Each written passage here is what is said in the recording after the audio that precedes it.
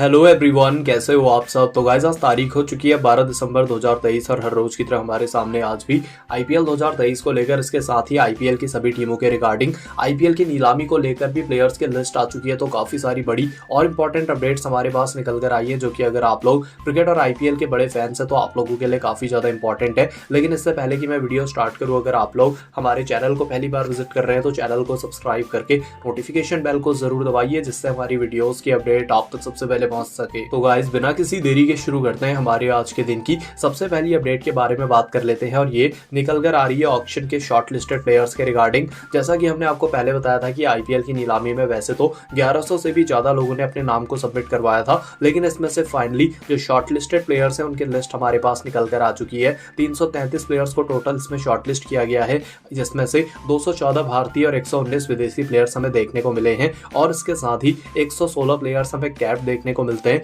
तो वहीं 215 प्लेयर्स हमें अनकैप देखने को मिल जाते हैं। तो 19 तारीख को दिन में 2:30 बजे से हम सभी लोगों को दुबई में आईपीएल की नीलामी देखने को मिलेगी। अब अगर आप लोग सभी के सभी जितने भी प्लेयर शॉर्टलिस्ट हुए हैं 333, उनकी पूरी लिस्ट को देखना चाहते हैं, इसके साथ ही कितना उनका बेस प्राइस है, कौन सी कैटेगरी में वो है, मार्की प्लेयर्स कौन से हैं, तो आप लोग अभी डिस्क्रिप्शन में दिए गए लिंक से फटाफट हमारे टेलीग्राम चैनल को ज्वाइन कर लें। वहां पर आप लोगों को इसकी पूरी लिस्ट मिल जाएगी। इसके साथ ही टेलीग्राम चैनल के ऊपर आप लोगों के लिए 19 तारीख को जिस दिन आईपीएल की नीलामी है, वहां पर हम आपके लिए 10 की 10 आईपीएल टीमों की मल्टीपल जर्सीज, इसके साथ ही क्रिकेट बैट्स और क्रिकेट किट्स भी गिफ्ट करने वाले हैं। 19 तारीख को इसके विनर्स डिक्लेयर किए जाएंगे। तो करना आपको कुछ भी नहीं है, बस हमारे टेलीग्राम को ज्वाइन करना है। तो डिस्क्रिप्शन में दिए गए लिंक से आप लोग फटाफट हमारे टेलीग्राम चैनल को ज्वाइन कर लें। फिलहाल हम चलते हैं हमारे आज के दिन की दूसरी बड़ी अपडेट, और ये अपडेट निकल कर आ रही है आईपीएल 2024 की नीलामी के पहले 2 सेट के प्लेयर्स के रिगार्डिंग भी, यानी कि सेट 1 और सेट 2 में कौन कौन से प्लेयर्स आएंगे उनके नाम हमारे पास निकल कर आए हैं। तो सेट 1 में जिन प्लेयर्स का नाम आने वाला है उसमें नाम आता है बैट्समैन की कैटेगरी का, यानी कि हैरी ब्रूक,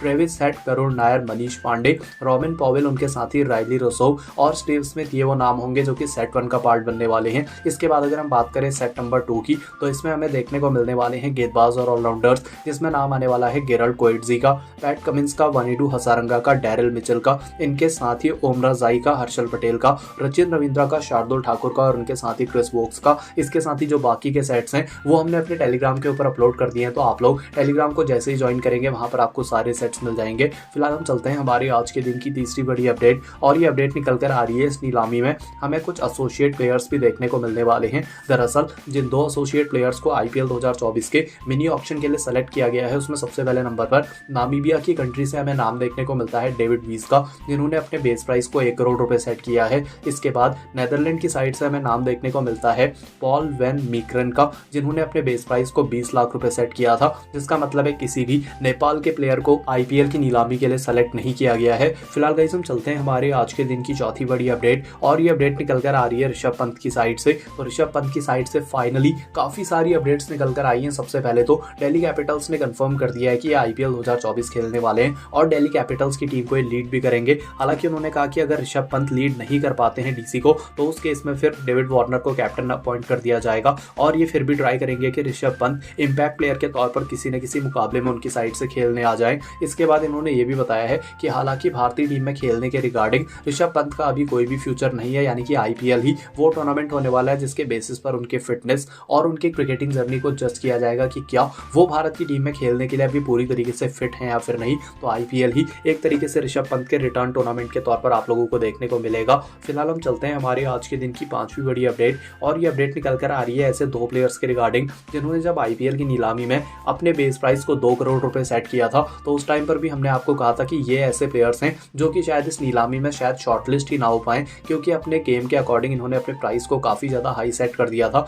और इन प्लेयर्स में हमें नाम देखने को मिलता है केदार जाधव और उनके साथ ही एंजेलो मैथ्यूज का। इन दोनों ही प्लेयर्स ने अपने प्राइस को 2 करोड़ रुपए सेट कर दिया था, जो कि बहुत ही ज्यादा था। और ऐसे में ऑब्वियस सी बात है कोई भी टीम 2 करोड़ रुपए तो क्या शायद 20-25 लाख में भी इनको नहीं खरीदती, और यही हमें देखने को मिला, जहां पर नीलामी में हमें दोनों ही प्लेयर शॉर्टलिस्ट होते हुए भी नजर नहीं आए। तो ऐसे में अगर ये अपने बेस प्राइस को करीब 20 लाख या फिर 50 लाख कर देते, तो फिर हो सकता है कोई ना कोई टीम इनको जरूर खरीद सकती थी। फिलहाल हम चलते हैं हमारे आज के दिन की छठी बड़ी अपडेट, और गाइस ये अपडेट निकल कर आ रही है आईपीएल की ट्रेड विंडो के रिगार्डिंग, जहां पर आईपीएल 2024 की ट्रेड विंडो के आखिरी दिन हमें 3 और ट्रेड फाइनलाइज होते हुए नजर आई। दरअसल ये जो 3 ट्रेड होने वाली है, इनकी अनाउंसमेंट अभी तक आईपीएल की टीमों के द्वारा नहीं की गई है, लेकिन आईपीएल की टीमों के पास 18 तारीख तक का वक्त है जहां पर ये ट्रेड की अनाउंसमेंट कर सकती हैं, क्योंकि 18 तारीख तक ये सस्पेंस बना बनाना चाहती हैं, जिससे कि और भी ज़्यादा जो फैंस है वो एक्साइटेड हो पाएं। और नीलामी के एक दिन पहले ही अगर ट्रेड प्लेयर्स की लिस्ट आएगी तो ऑक्शन को और भी ज़्यादा हाइप मिलेगी, जिसके चलते हुए ट्रेड प्लेयर्स के बारे में हम आपको अपने टेलीग्राम चैनल पर आज बता देंगे। तो अभी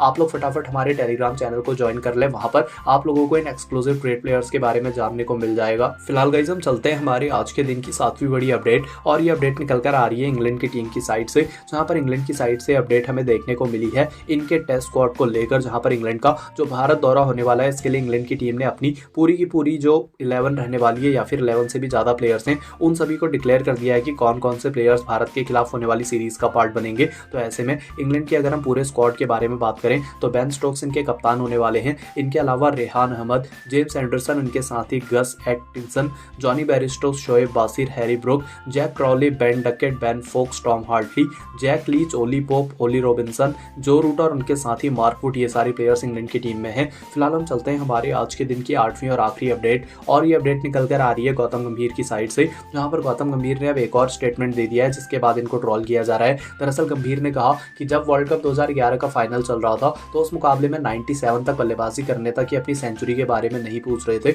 लेकिन जैसे ये 97 पर पहुंचे तो धोनी इनके पास आए और धोनी ने कहा कि आप 97 पर वो आपको 100 बनाना है, और उस वजह से इनका ध्यान मैच जिताने से हट गया और ये 100 की तरफ सोचने लगे, जिसकी वजह से अपने 100 को नहीं बना पाए। तो एक बार फिर से सारा ब्लेम इन्होंने एमएसडी के ऊपर डाल दिया है। कमेंट करके आप लोग बताना गंभीर के बारे में आपका क्या ओपिनियन है। इसके साथ ही वीडियो को लाइक करके हमारे चैनल को जरूर कीजिए सब्सक्राइब।